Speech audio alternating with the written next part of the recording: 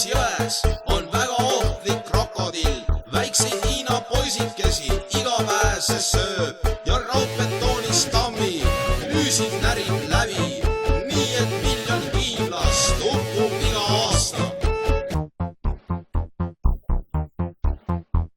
Seepärast Hiina valitsus võttis äsja nõuks ohtlik alligaator hävitada ära.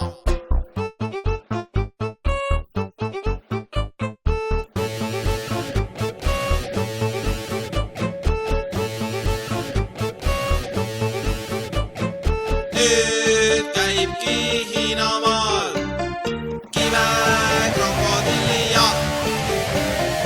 1000 relvastatud tuukrid jõe põhja kambivad.